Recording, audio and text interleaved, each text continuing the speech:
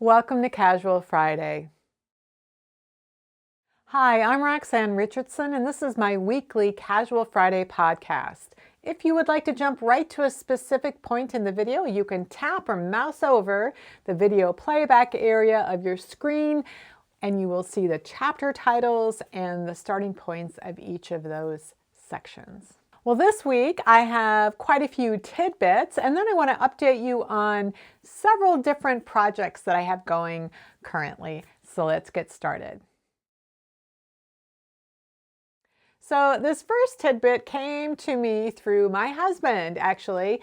He's very interested in artificial intelligence and neural networks, and he saw that the company MyHeritage, which is a family tree website, a place where you can build your own family trees.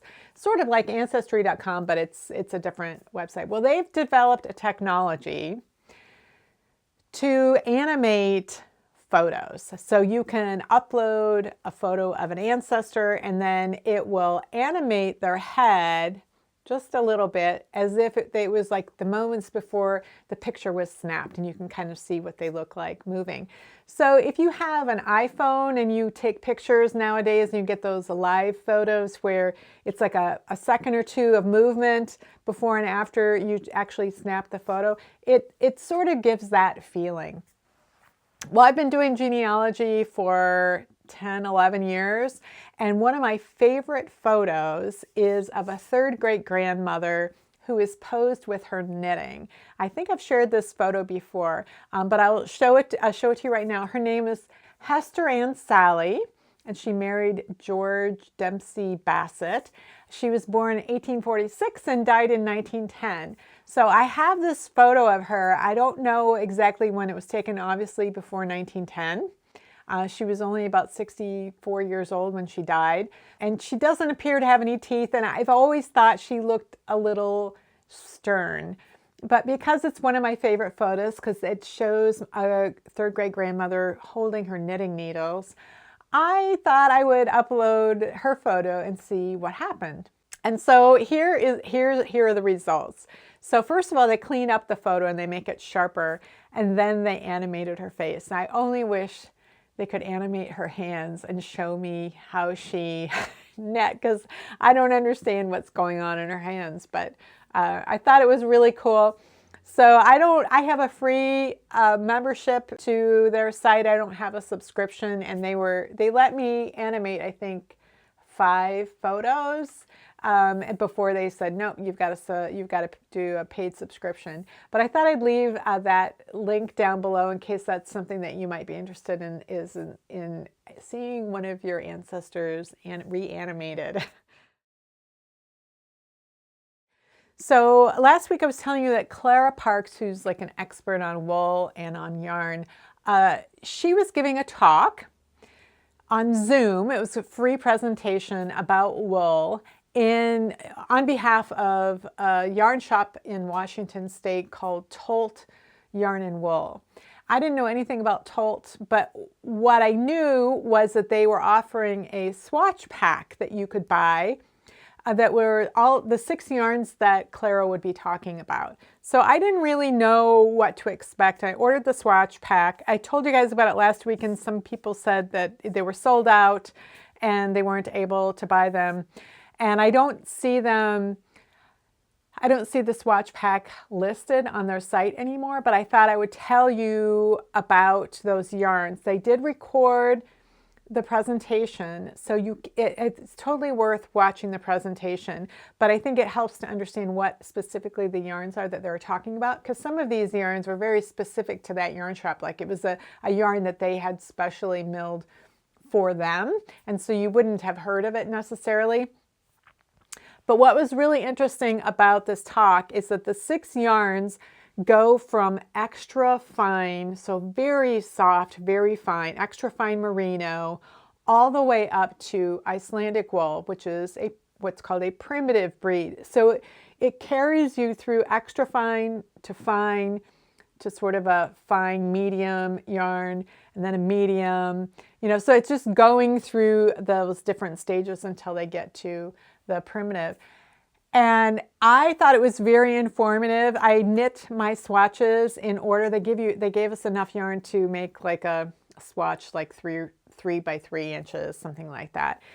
And it was very interesting to go through each of those yarns and then not only find out that, well, this is an extra fine yarn versus this is a fine yarn, but to find out what those specific breeds were. So this yarn shop, apparently, from what I gathered from this Zoom presentation, really likes to specialize in breed-specific yarns. So I'll do an overhead of these yarns to show you what they are and kind of explain a little bit about how each of the yarns, not only how does it feel, but what breed of wool it was, and also how that yarn was constructed, and tell you the exact names of them. So if this is something that you want to seek out yourself and either try to replicate this process exactly or in some similar way where you're just going through yarns in sort of a systematic way to see what they're like, that you could be able to do that. Okay, so here are the 6 swatches that I knit, and I knit them in the order that they told us, from extra fine to primitive. So I'm going to go through all 3 because if you look at her video, it's helpful to know what yarns they're talking about, so that you can kind of follow along. Some of these yarns are only going to be available through Tolt because they had them milled for their purposes, and others are available widely here in the US. And I assume you could get them if you ordered them from overseas as well. You could certainly order these from Tolt. So the first one is extra fine merino. This is a very dark yarn, so it's very hard to see what it is. But the name of the yarn it's from Woolfolk. That is the brand. And the actual yarn is called Får. So most of these yarns are these yarns are all in the DK to Aran weight. So they're all like worsted weight plus or minus. So I knit on anything from like a size 6 needle, which is a 4 millimeter, up to a size 8 needle, which is a 5 millimeter. So they're all between a 4 and 5 millimeter yarn weight. So this is extra fine merino. So this is so fine, it's so soft, it's like cashmere. It's in the same category of fineness as cashmere. And this particular yarn construction is a chainette construction. Let's see if I can get in. This yarn, again, is so dark. So a chainette construction is very stretchy. It's kind of like I-cord. I did a video on different types of chainette yarns last fall that I will link to. But it's very soft, very warm, and very stretchy. So in the talk, Clara talks about sort of the advantages and disadvantages of using a soft yarn like this in order for it to remain as soft to the touch as it can. You sacrifice strength in the fibers. You can get a lot of pilling, where if you twist it more in the spinning process, it becomes less soft. But this one is really a delight to just feel in your hands when you're knitting. I have knit with this particular yarn before. I knit a hat with it. It was just really a wonderful experience. So this second yarn is considered fine, and a fine wool. And it's from the Farmer's Daughter Fibers, and the actual yarn is called Pishkun. This is a 2-ply yarn, and I remember when I was knitting with it, I kept thinking, like I had a memory of knitting, like the way this yarn felt when I was knitting with it, like it was kind of springy. I just noticed that about this yarn, and it turns out that this particular yarn is Rambouillet. So Rambouillet is like a French merino wool, so it's soft, but it's springy, and it's really springy, and it's interesting to knit with. So I had knit with Rambouillet before. I have a friend with a sheep farm, and she raises Rambouillet, and I had used her yarn to make a blanket, and that was one of the things I really remember about that experience, was how springy the yarn is. This yarn is considered a fine to medium yarn. This is a wool that comes from what they call a wool pool. So the sheep farmers just bring all of their wool to a central location, and it gets graded. Each fleece gets graded in terms of fineness and staple length and strength and all these other qualities, not by breed, but by similar qualities. And so there usually is more than one wool breed represented in these pools. So this particular yarn is one I'd been wanting to try for a couple of years. It's from Kelbourne Woolens, and it's Germantown. So Germantown wool is a style of wool that every mill in the country used to have. Like a lot of vintage and antique patterns would call for Germantown wool. And so nowadays people will say, oh, well, you could use a Cascade 220 as a substitute. And I have, but what I can tell from this, and that this is supposed to be really replicating that old style of yarn, this is slightly thicker than a Cascade 220. Very similar, just as smooth, just as soft feeling, but just tiny bit thicker. So I really enjoyed knitting this swatch, and I am definitely going to try this. This particular yarn is made from a blend of Columbia and Polypay wool.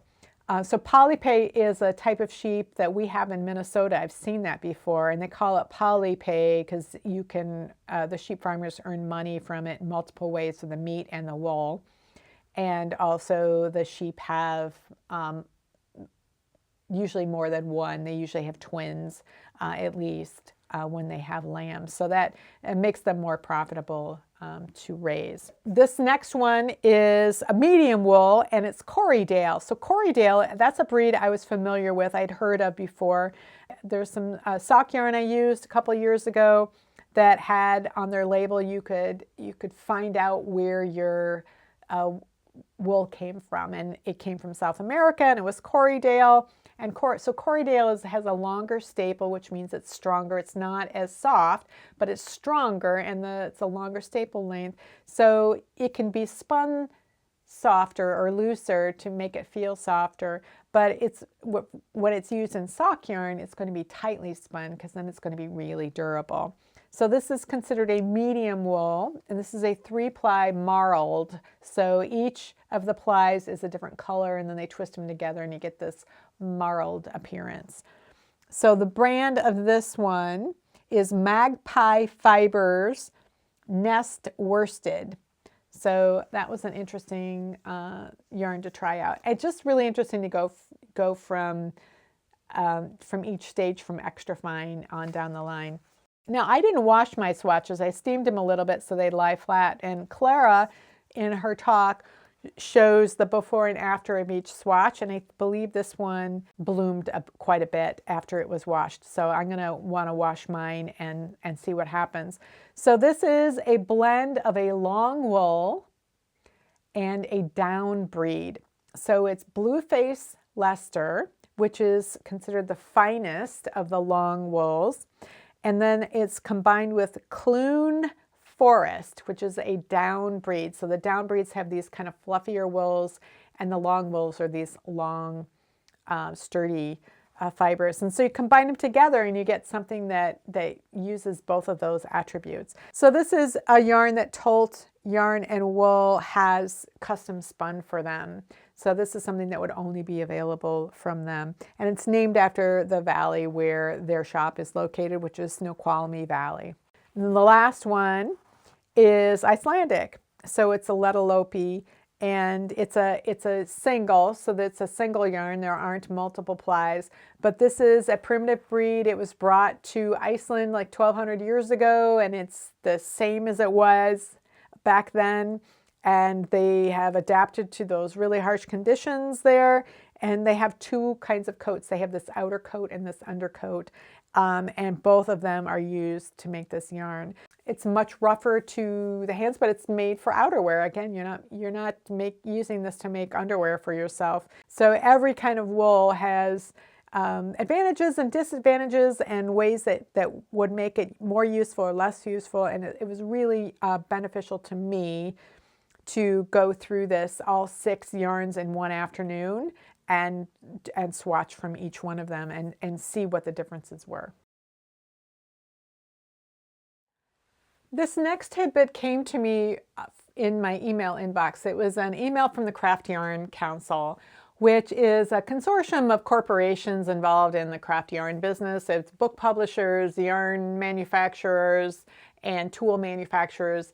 So they're interested in selling their products, and one way they do that is by educating knitters in different ways and trying to produce standards to sort of explain things to knitters.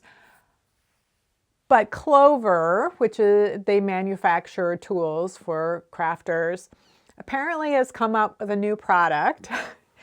They're describing it as an innovative product for doing applique and embroidery in sort of tight places, like if you were trying to do something in a sleeve and it would be really hard to use an embroidery hoop. And the reason I'm bringing it up, and well, some of you probably do those crafts as well, but what was interesting to me is I looked at that tool and I went, huh, that looks like a darning mushroom, or the head of a darning mushroom. Like there's also a darning disc.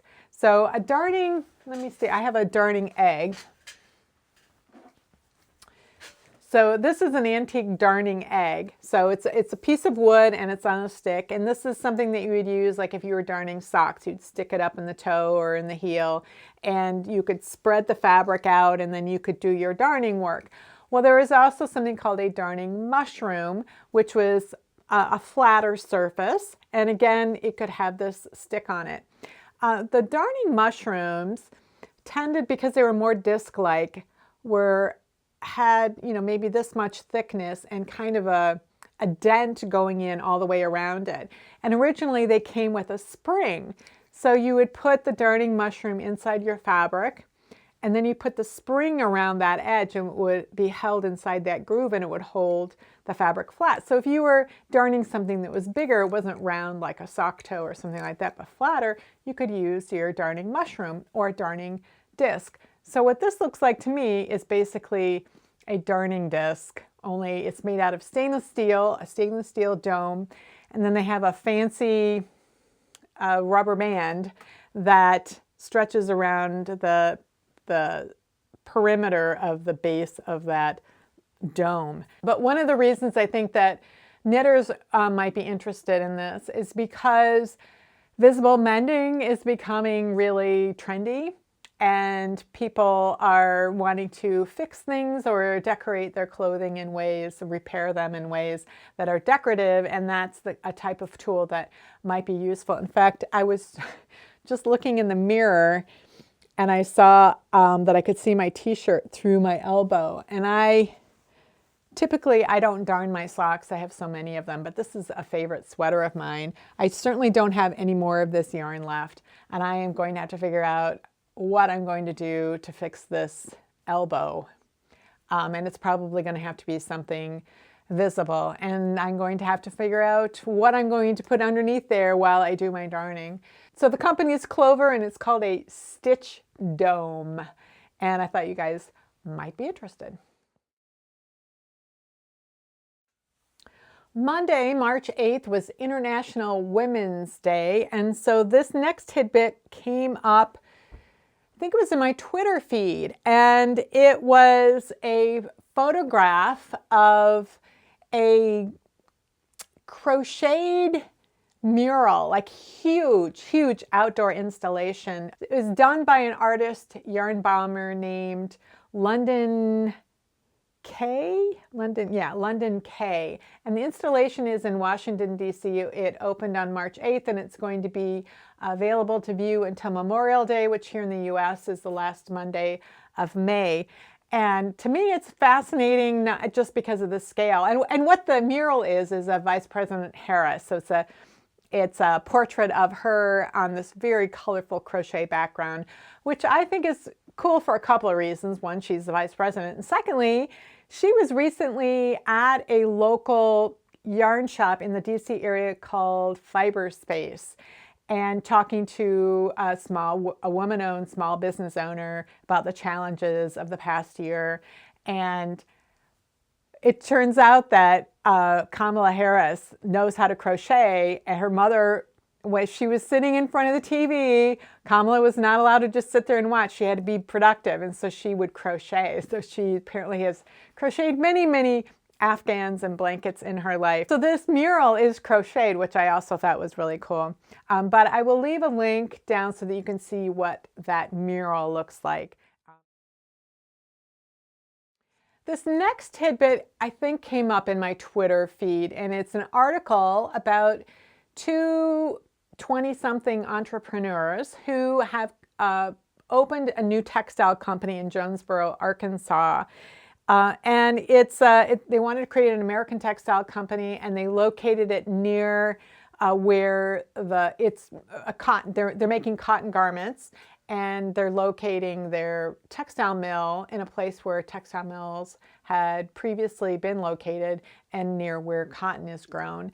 And they're also producing garments here in the United States. Their goal is to produce them in their own factory, but interestingly, the garments are actually being created or manufactured up here in Minneapolis, and I haven't figured out exactly where or who is doing the manufacturing. But if you're interested in reading about this article and what these young people are doing and have done, I will leave that below.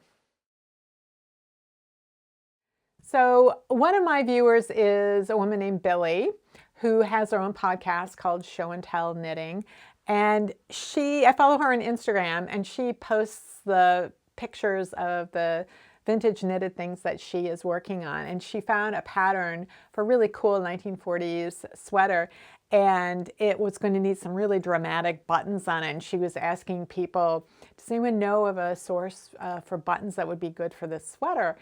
And I suggested, maybe she could check with her local button society. I assume that they had one in New York. And because that's how I get vintage buttons. When I have a project, I always go to this one fabric store here in town, and it's a really good fabric store, and they have a great button selection. But one of the things I love is that they have some vintage buttons.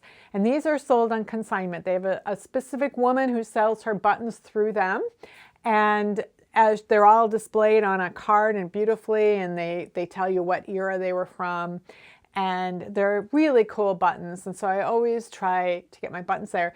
But there are other places in town, other shops that also sell vintage buttons through people who are members of our Minnesota Button Society. And typically these button societies have an annual show where they have all of their different events that they do, but there's a marketplace where the public can come and buy buttons from these people. So of course, these kinds of conferences were all canceled in the past year, and many of them are canceled this year. So what I discovered was on the New York State Button Society website, they had a link to some presentations that were by speakers who were supposed to have presented at the national show, but obviously couldn't. And so they asked a few of those speakers to do Zoom presentations, and they recorded them, and you can watch them on that website. And so I was just kind of quickly looking. There's 3 for sure. And the first one I was looking at, and it was about casein buttons, which are derived from milk products. I think buttons are just an amazing thing, and they can add so much to a garment, and it's fascinating to be able to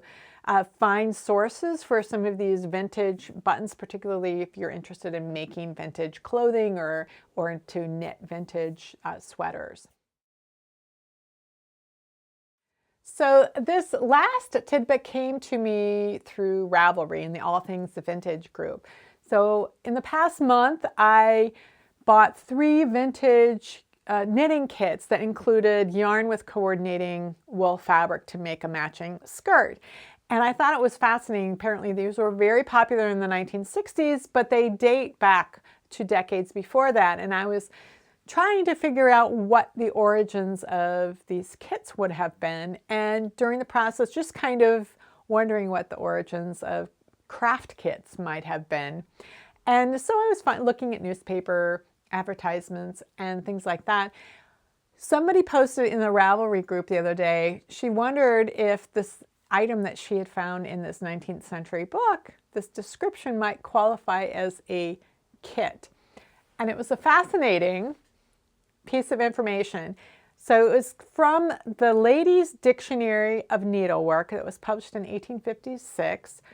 And it was in the section on knitting. And it was all the different kinds of materials that you could use in order to knit.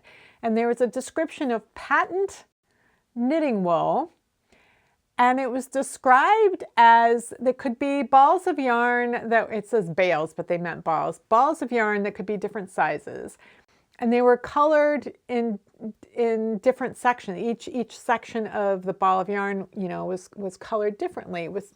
Essentially it was space dyed yarn, like self-striping sock yarn is, where you have one color for a while, and then you have the next color for a while. And apparently what they did, they would sell these, basically, they didn't call it a kit, but it was a kit of this ball of yarn, and then it would come with a pattern for something specific, like an antimacassar. So one of those cloths that you would put on the back of your chair to keep the man's hair oil from getting on the furniture, or different other kinds of decorative items. And so the balls would be of different sizes depending on what size the project was, and they would be colored specifically, and apparently you always worked these projects in moss stitch. So I became very curious about this and wondering how these balls of yarn were dyed and what the result would have looked like. Like, was it stripes? Is it supposed to create some sort of actual floral pattern or some other geometric design? Like, I just was fascinated because there are yarns that are space dyed these days, and if you knit with a certain number of stitches wide, you'll get one pattern. If you knit with another number of stitches, you'll get something else. And sometimes you can end up with something that will produce like an argyle pattern, just because of the way that the yarn is spaced and the number of stitches that you're using and how you're knitting it, like you're knitting back and forth. So this is an interesting idea, and it's really cool to see that it went back so far in time. It turns out that the man who invented this yarn wasn't inventing it for the purposes of knitting. He owned a company. He made home decorating objects like cabinetry and carpeting and things like that. And what he was trying to do was solve the problem of the expense to produce certain types of rugs that were called Brussels rugs. So he created this space dyed yarn, and then that somehow got applied to the knitting world, and somebody figured out that, oh, you could make cool knitting patterns by just knitting moss stitch but having space dyed yarn. And I'm dying to know if there are any surviving examples of one of those projects, if anybody has recognized that it was made with space dyed yarn, or if they just think, oh, this is something that was made with different colors. Like, I don't know what they looked like. I'm dying to find out if any of these pieces still exist, like if they're in a museum somewhere. So I want to keep researching and see if I can find out. But if you're interested in learning more about Richard Whytock's technology, I'll leave some links below, because they were in these different magazines about technological advances, and there's some pictures that you can look at so you can understand what exactly is going on. It's a fascinating history of space dyed yarn that goes back far longer than I would have imagined. So the project I'm currently working on is a vintage 1960s stockinette sweater with a really interesting yoke. And the reason I'm knitting this particular sweater is because that yoke I found to be very interesting to me. So this 1960s sweater is part of a long-term project that I'm doing, where I'm knitting my way through the 20th century, decade by decade, one sweater at a time. So, but really 1890s and then the 20th century. So far, I have done the 1890s up through the 1930s. And my intention was to do 1940s next, but this 1960s project kind of just fell into my lap. And so I decided to do that and then try to figure out what I'm going to do for the 1940s. So I bought a kit. Well, actually I bought 3 kits off eBay about a month ago, because when I heard about it, that it was really common in the 1960s to have kits that included the yarn to make a sweater and then coordinating fabric for a skirt. And I thought that was really cool. And someone told me they had bought a kit like that off eBay. And I was like, oh my gosh. So I went to eBay and I bought 3 of the 4 kits that I could find. they come up every so often, and so you just have to keep your eyes out for it. It's like any kind of vintage item. There's a limited number of those kinds of things around. You just have to keep your eyes open until you find something. So I bought 3 of the kits, and one of the kits actually came with patterns. The other 2 kits were missing their patterns, and one was even missing some of the yarn. So 2 of the kits were not quite complete. One was very complete. Somebody wanted to know, well, why are you knitting your 1960s sweater with the yarn from one of the kits, but you're using the pattern from a different kit? And the answer is because I just happen to like that one pattern a lot. I don't really care for the yarn and fabric that pattern came with.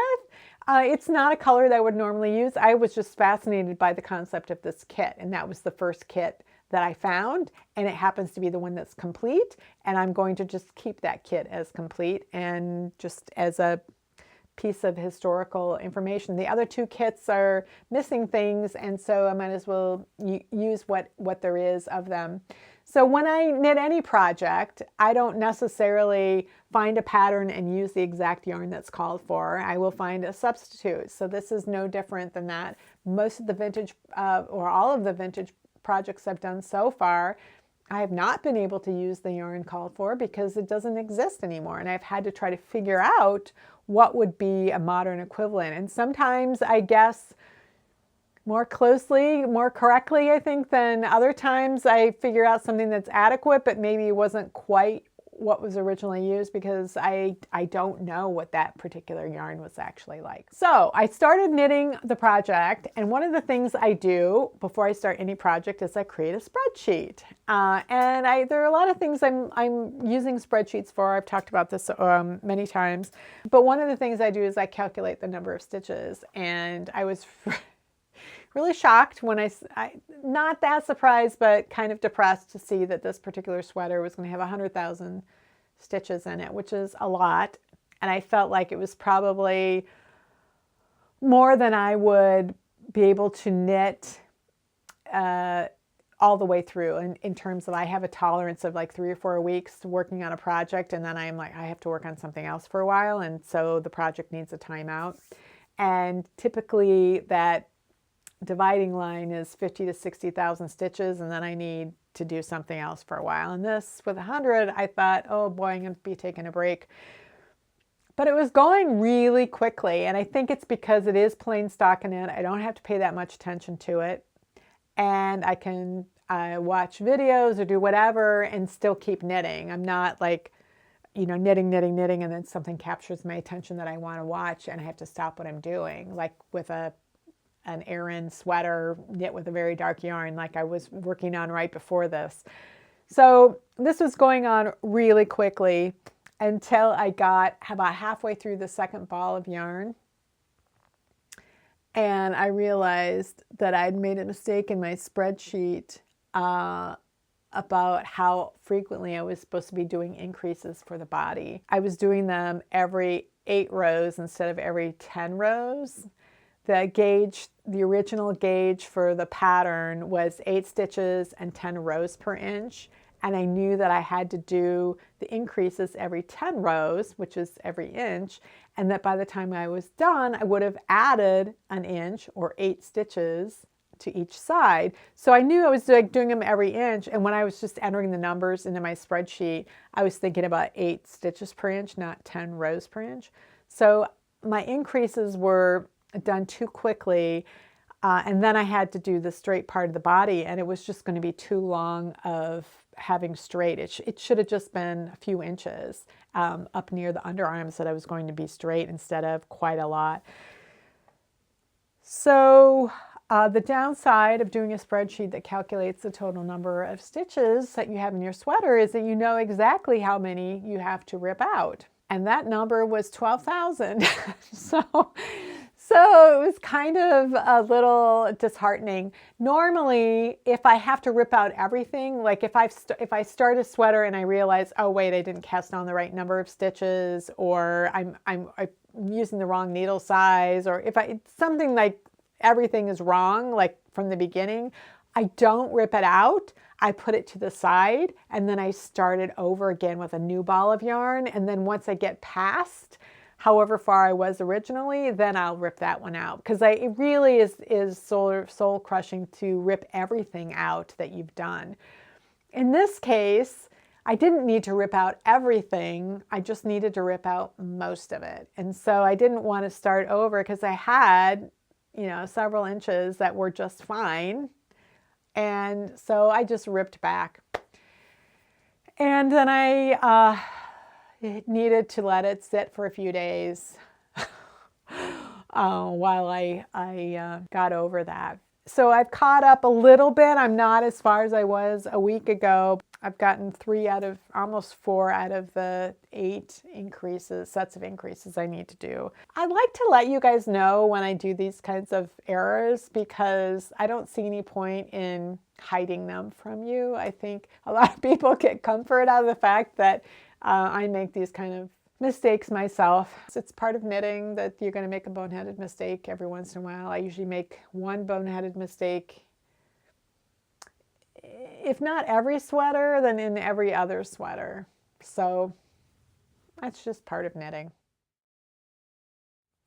Now, in the meantime, I was telling you guys I started watching craftsy videos on sewing because I learned to sew when I was a kid, but I wasn't taught to sew. So it's sort of like the way I learned to knit. I learned to knit, but I wasn't taught to knit. And so I learned to knit from just following the directions in knitting patterns and not necessarily knowing the right way to do something and just kind of trying to figure it out. And sometimes my results weren't as good as they could have been. So in later years, I finally learned how to learn more about knitting and figure out what techniques I could use and then which one did I want to use in this particular situation. So I've gotten very good at that in knitting. But in sewing, I was always follow the directions in the pattern. So I've been watching these videos and it's been interesting. I'm watching videos from different sewing instructors who have a different audience in mind for each of the things that they're teaching. And it's giving me kind of a broad range, not only of opinions about the right way to do things, but also an opinion about why they have the approach that they have or who they think that they're talking to. And so I went back and I watched a video really that's to help somebody who's learning to sew for the first time, like picking their first project. And just because I was interested in seeing what gaps might get filled in, like things that I didn't know were best practices. Like one of the things I had to learn is all of those markings that are on the tissue paper pattern where they say, like, here's where the pocket's going to go and here's where the pocket, this thing's going to go. I never knew that there was a way to transfer those marks by using this transfer paper, like colored paper, and then using this tracing wheel like to mark. I thought you had to just stick a pin through it and push it through and rip through the hole. And I just figured out how to do it on my own. I didn't know there were tools or processes for doing these kinds of things that make things so much easier. So I'm learning a lot about sewing. I ordered some sewing supplies and they came and I was so excited that they came, and then I realized my office is not yet set up really to be able to sew in a convenient way. So I moved into this office in December and I got it set up about 75% of the way it needs to be set up, but it's functional the way it is. But now I've gotten to the point where I need to do the other 25%. So my old office is a tiny bedroom that I still had some junk in there, and I hadn't, this used to be my daughter's bedroom, and I hadn't moved her furniture into there. I have both of my daughter's furniture all in one bedroom, like floor to ceiling stacked.